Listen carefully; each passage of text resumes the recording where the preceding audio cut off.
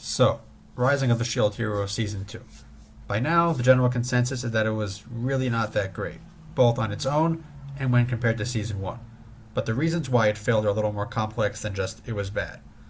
Now that it's been a little while since it came out, I can better articulate one of the main reasons why, for me, it failed. I really don't take any pleasure in saying that it was bad, since I really did enjoy Season 1 despite its faults. But I have to be honest, and Season 2 has very little going for it. Now, lots of people have already talked about the obviously bad first arc, the one with the terrible CGI tortoise, that had a plot that moved at the pace of, well, a large tortoise. I'm not going to do that today.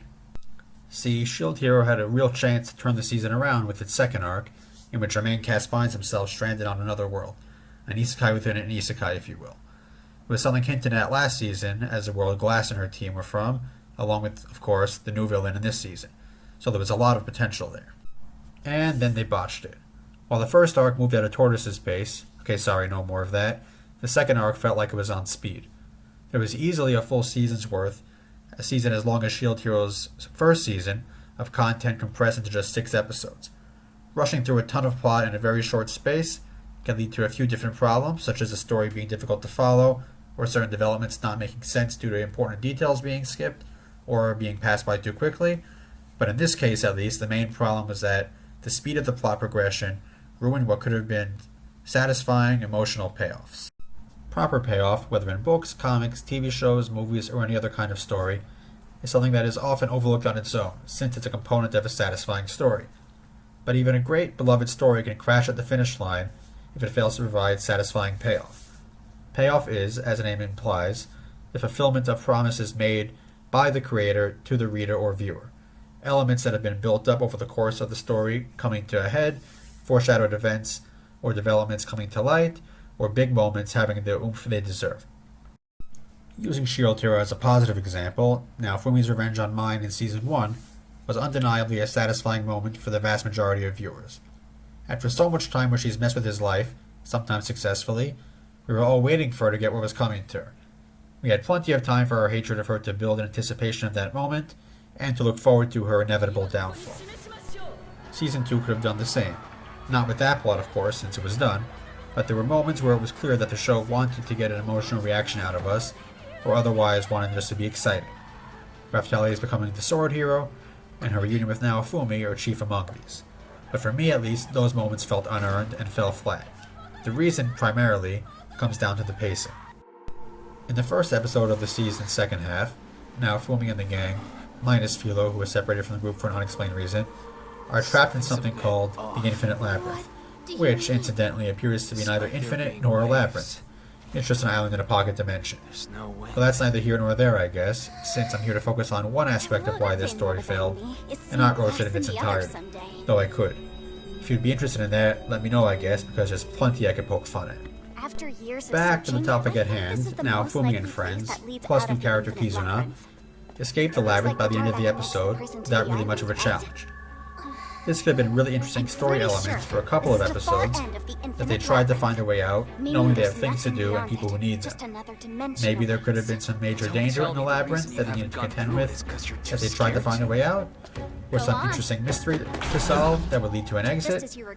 No, now Fumi just immediately finds an exit. More time here would also mean learning more about Kizuna early on, and about her struggles being trapped in the labyrinth, but here we just get some quick narration and a couple of quick shots. Later on, we get proper scenes of that in the glorified clip show of episode 13, when all of its potential impact is completely wasted. Also, Kizuna is almost immediately rendered useless when she really doesn't help the group escape at all.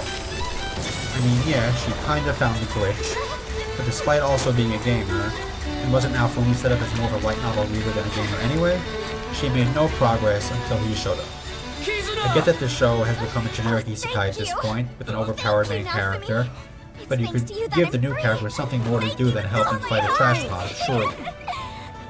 In any case, after episode 8, which did have some better moments and pacing, despite being somewhat of a filler episode, the party is further split up, as Raphtalia isn't able to teleport with the rest of them, were we even given a good reason why, and is captured by the bad guy. Then in episode 9, we're off to the races again. Within the span of a single episode, we meet our newest plot device, hero character, who helps the group get to their next destination and helps Naofumi create a new piece of merchandise. Mascot, familiar, who's supposed to help them find Raphtalia. We really don't see much of that search, by the way, so this was all kind of pointless. Later that episode, they also both find and rescue Philo, who had been captured and turned into a circus act. In an adventure fantasy, which this is, any one of these things could have easily been its own episode without dragging the plot along. And, especially regarding rescuing Philo, the emotional impact of seeing what she's going through, of Naofumi finding her and seeing what's happening, and rescuing her, could have been really impactful. Even better if her kidnapping was somehow relevant to the larger plot instead of a glorified side quest. But it's just hard to get invested in a situation when it starts and ends so quickly. Even more so with the events of the next 3 episodes. Raphtalia finding Lark and his party in the prison and escaping, her becoming the Katana hero, and her reunion with Naofumi, all potentially great plot elements and moments that could get us excited, hyped, and really invested in what's happening. There are other things that happened too quickly or didn't have enough time spent on them to ensure proper payoff this season also, such as Ost's sacrifice and Kyo's childhood friend turning against him. But those are a little more minor, and this video is going to be long enough already. None of these plot elements are given the proper time to sink in or to feel earned. Imagine if Raphtalia and Lark's party had to spend a full episode or 2 trying to figure out a way to escape. If Raphtalia wasn't just given the katana weapon free of charge, and actually had to go through something to get it. If we saw Naofumi's worry increase as he struggled to find Raphtalia. It could have been great. More satisfying action, more character moments, and it would have given Raphtalia, our main supporting character, remember, time to shine without Naofumi around. I'm sorry, but one-shotting that lame secondary villain and fighting a couple monster tigers for a minute doesn't cut it. Like I said at the beginning here, I like Season 1. I didn't set out planning to not like Season 2, I was looking forward to it actually. Despite the second half of Season 1 not being as good as the first, I was still looking forward to this for the couple of years we had to wait, only to be very sorely disappointed. I'm sure a lot of the blame goes to the anime adaptation specifically, as the books are usually better in general, though through speaking to some people who have read the relevant light novel volumes, you can't blame all the problems on the anime production. It's a shame such a promising story ran out of steam so fast. Season 3 might be better. I heard they're changing studios, which could be a good sign. But at this point, unfortunately, I'm just not invested enough in the show to watch anymore. Readers and show watchers are willing to accept a lot, and even overlook some measure of flaws in a story so long as they come away satisfied. That's why when I'm writing my own isekai light novel series, I do my best to outline well in advance, so I can be sure that my readers will be more than satisfied with the story's payoffs after reading. If you enjoy isekai, and especially if you're interested in something that puts a bit of a unique spin on things while still embracing what makes the genre so fun, you could check out my series, Light Unto Another World, over on Amazon. 5 volumes have already been released, 5 more are coming pretty soon, and you can also check out the awesome animated trailer in the description below.